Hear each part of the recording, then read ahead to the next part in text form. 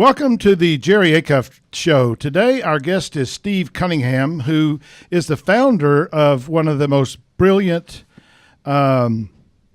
business ideas I've ever seen. It's called Read It For Me, which is the number one book summary service for business coaches and entrepreneurs. And I am thrilled to have Steve on this show. He's also a brilliant digital marketer, which also is something that I have great passion for. So, Steve.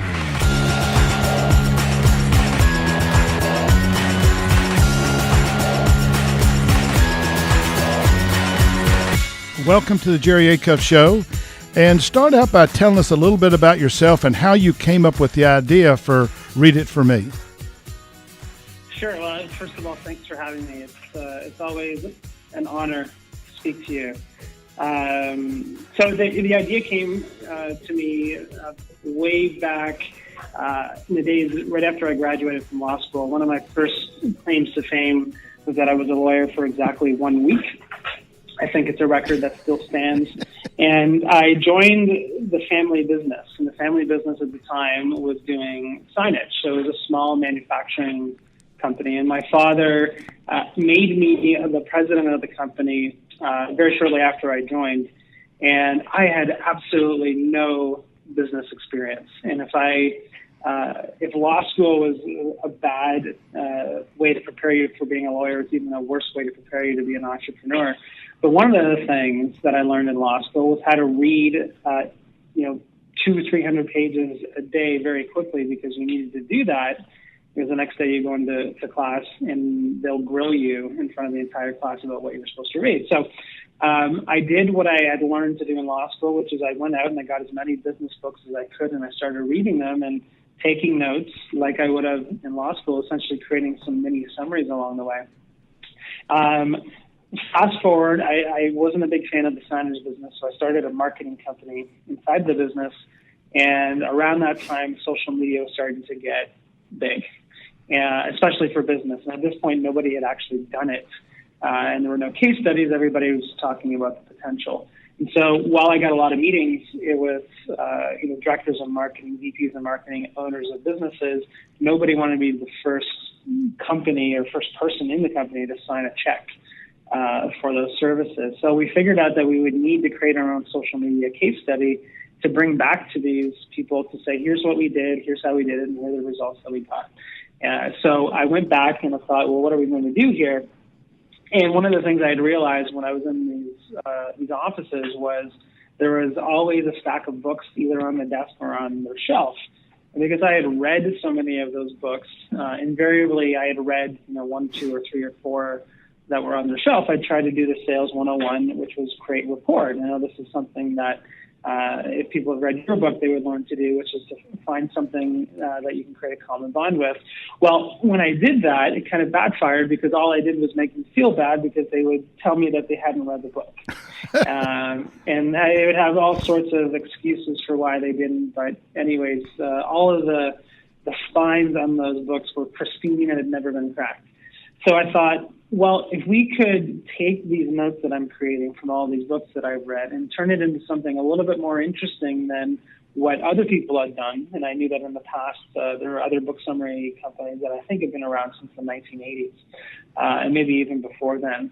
And if we turned them into video, that they would pass it around, that would get us more people looking at what we're doing, and then we could sell them our digital marketing services. So a long story short is that this company came into existence completely by mistake. It was designed to be a marketing exercise or content marketing strategy for us before anybody called it that. And we started to get calls from venture capitalists. At that point, I had no idea what a venture capitalist was. All I know is that they were bothering me. And when they asked me, what my business model was, I told them, there's no business model here, man. This is social media, which we're building a marketing agency here, which is, I always joke now, it's a great way to get rid of venture capitalists very quickly. And then we would get people asking us, how do we pay you so that, you continue to do this because I want your service. And so we put the paywall. Using PayPal, people started paying us, and just slowly over the years, we've built it up to what it is today. So that's the background of how we got here in a nutshell. Well, I started as a client of yours, and the thing that attracted me was the ability to read these things or watch the videos or listen to the summaries, excuse me, in 12 minutes or less. And so I just said to myself, golly, I could actually do 100 book summaries a year in less than 30 minutes a week. And so I really found, having used all the other book summary services because I'm, a voracious reader, I just found that you had a unique offering. And so one, you were actually, you were summarizing the books that I wanted to read but didn't have time to read. The second thing is that I love the fact that I could do it in 12 minutes. I wasn't getting, 7 page summaries, etc. I could actually do this very quickly and still get lots of ideas. Now, I buy about 10% of the books that I actually read the summary of, but I did find it incredibly differentiating on your behalf that you were using different books. And number two, I could do it in a relatively short period of time. Was there a method to that madness, or how did you come up with sort of the algorithm of the kinds of books that you summarize? Because I know there's a process that you go through. And then how did you decide on 12 minutes? So, we got increasingly more, I guess you'd say, sophisticated about that as time went on. At the beginning, I was just picking books that I wanted to read. I probably picked books that had absolutely nothing to do with my circumstances. So, as an example, the first book we did was Jack Welch's Winning, which is all about how do you build a gigantic workforce. And I'm sitting there with a 15-person company. So, but over the years, as we got more and more customers like you who are very successful business people, they would just tell us, here are the books that I wish I had the time to read and that I'm paying attention to. And slowly over time, as we're getting thousands of these requests, we figured out, okay, well, there's probably, there's some pattern here. And we narrowed it down to 7 categories that people were really interested in. The categories are leadership, sales, marketing, personal development, which is like a catch-all for soft skills, anything to do with individual skills, creativity and innovation, entrepreneurship, and then finally, the science of learning and developing people. So that's how we choose the books. Every once in a while, I'll throw in a book that I've read that hasn't been requested, and that I know just adds some extra value or a unique idea to one of those spaces. In terms of the 12 minutes, I basically just started off by taking out what I thought were the relevant bits. And, we say 12 minutes, typically between 10 and 15 minutes, depending on the size of the book and also the original ideas that are in the book. So it just happened to work out that was roughly what I was pulling out of the books. And so now we would say as long as we get between 10 and 15 minutes, we're happy. And the average one will come in at around 12 minutes.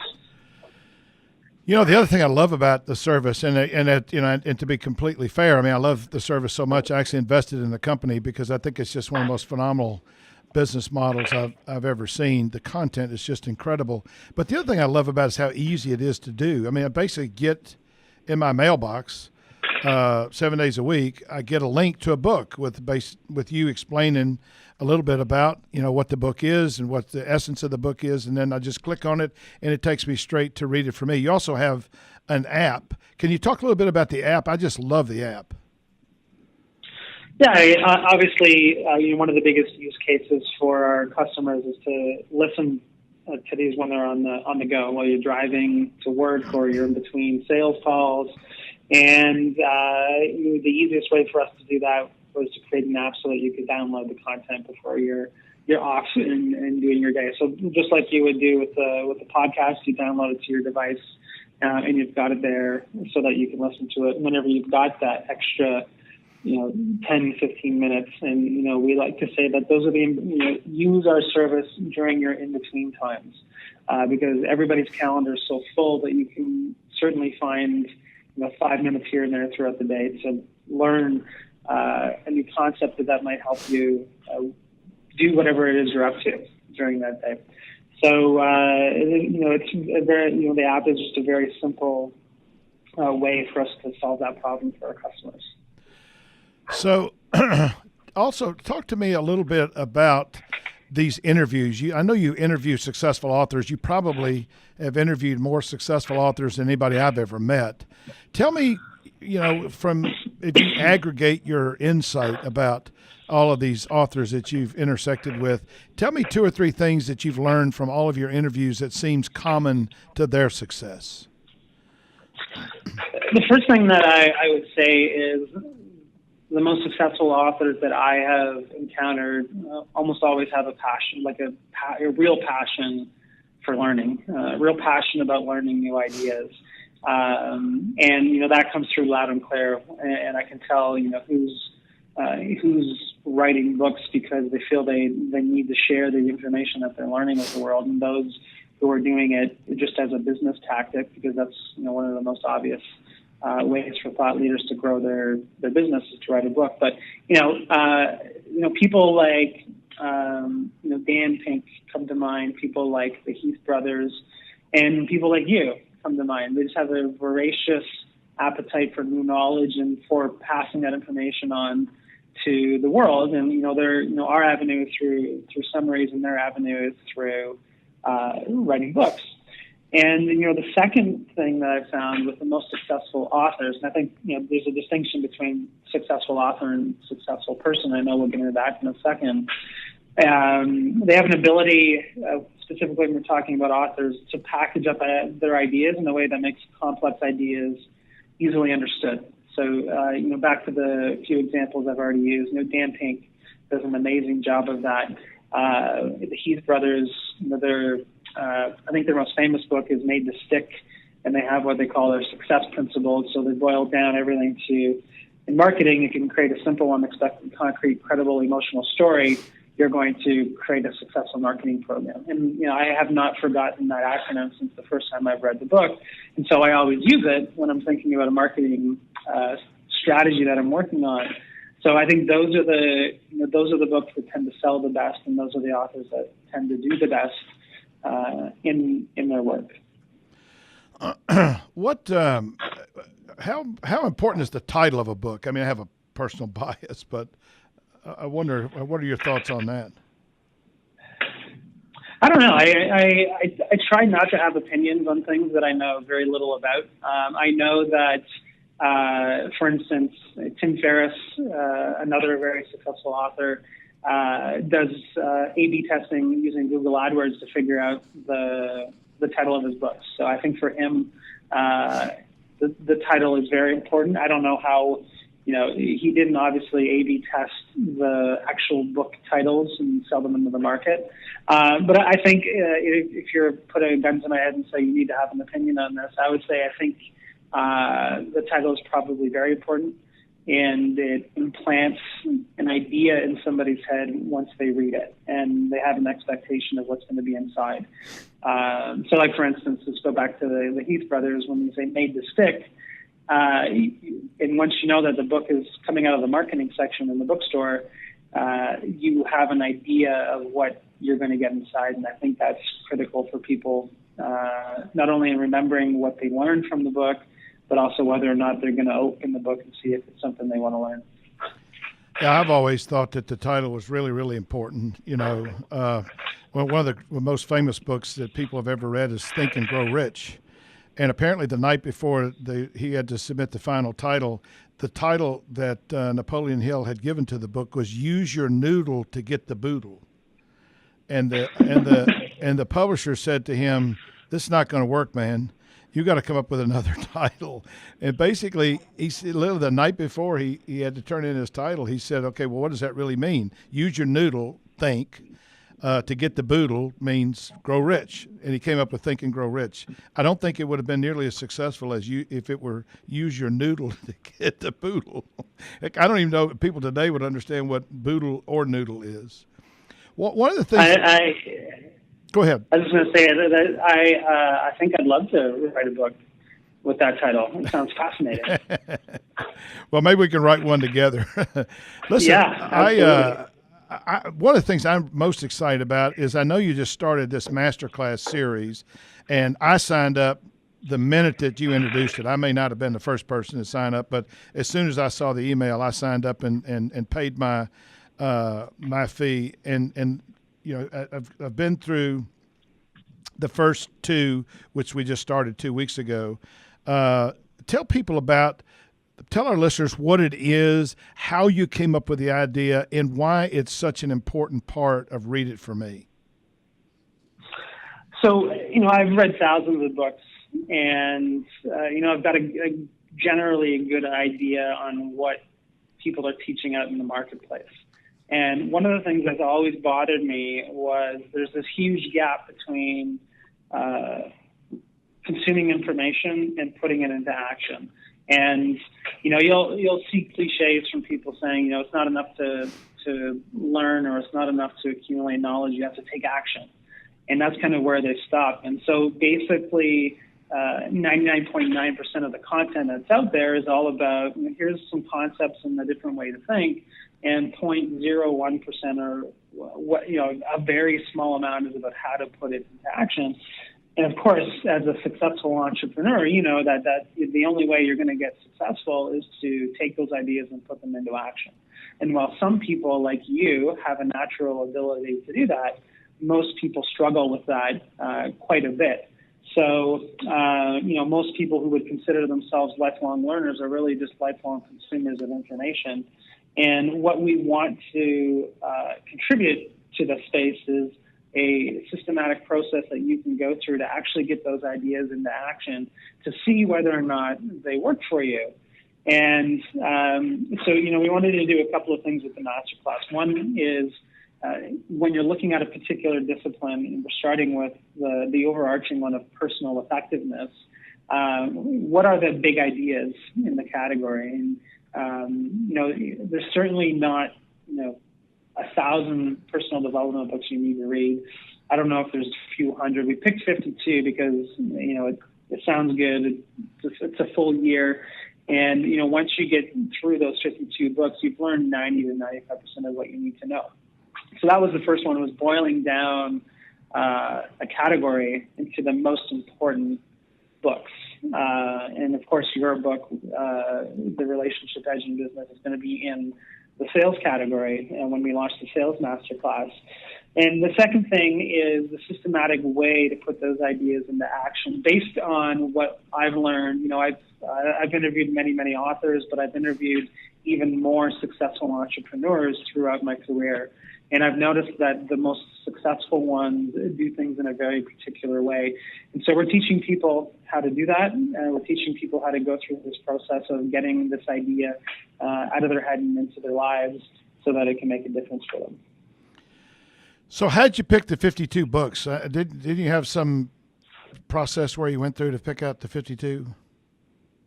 Yeah, we did in a similar way that we choose which books go into our library, which is we surveyed our users. Our users are like yourself, very successful entrepreneurs and executives. Obviously weighting the votes of people like yourself much higher than, let's just say, someone who's just coming out of college or university. And, very quickly themes emerged about which books were most important to them. Think and Grow Rich is one of the obvious ones. The 7 Habits of Highly Effective People is another.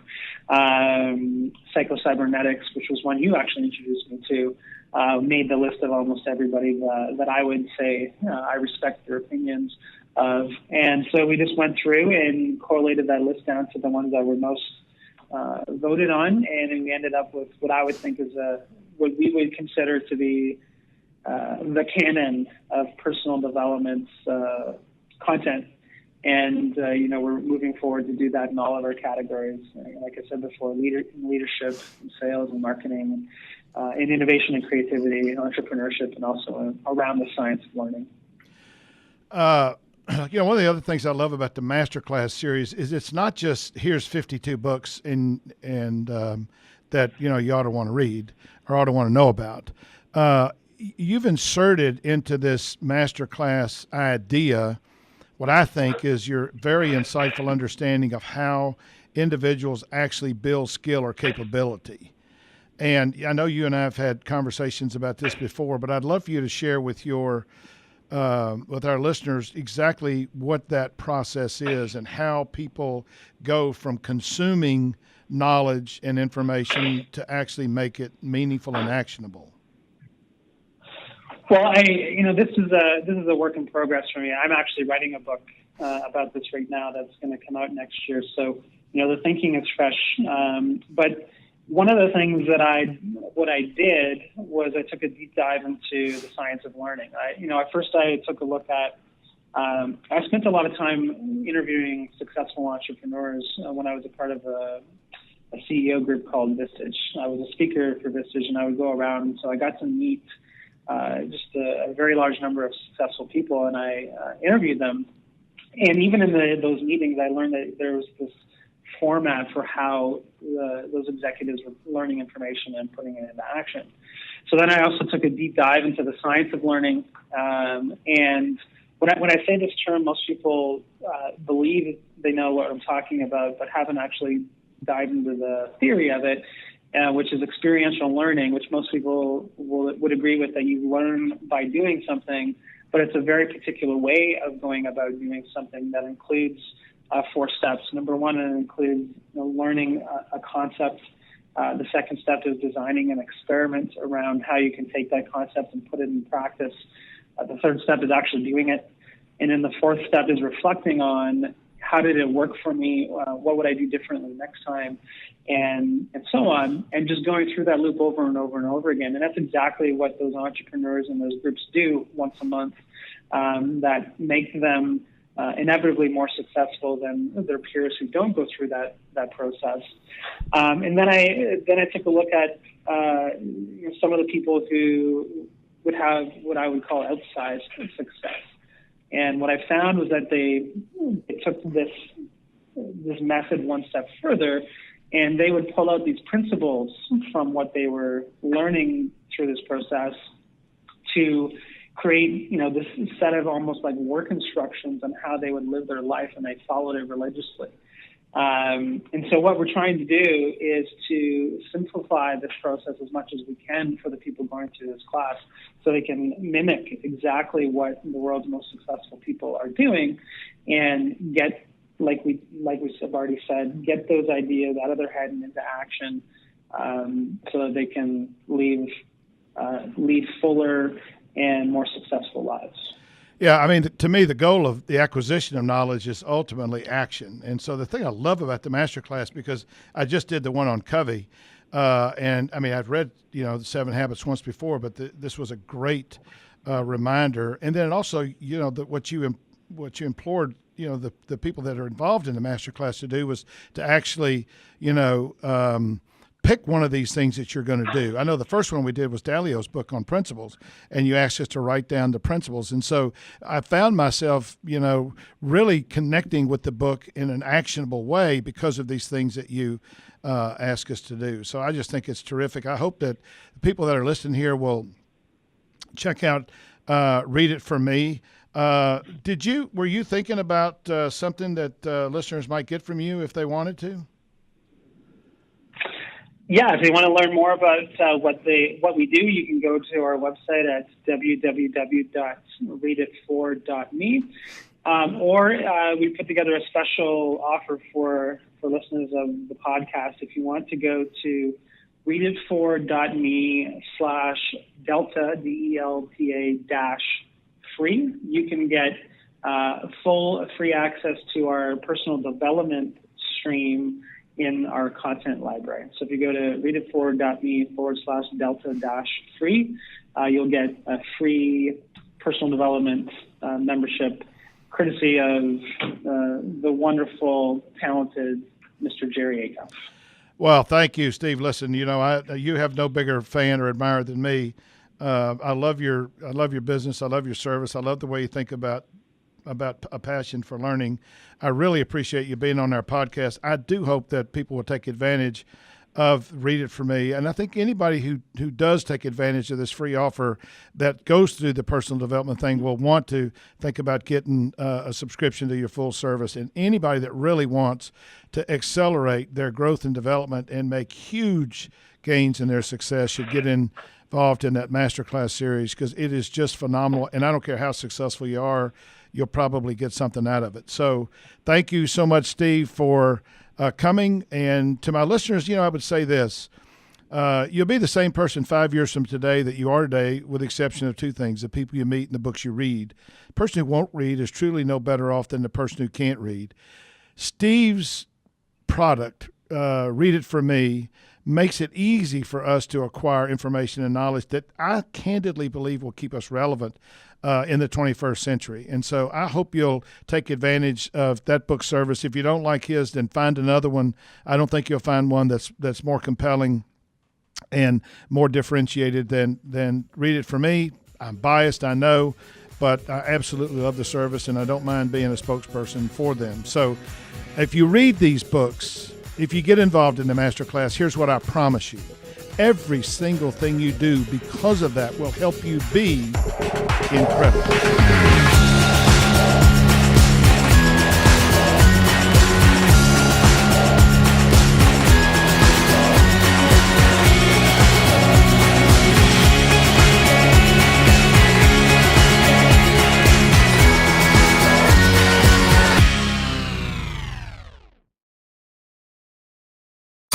You're listening to RNCN, the digital destination for premium talk radio.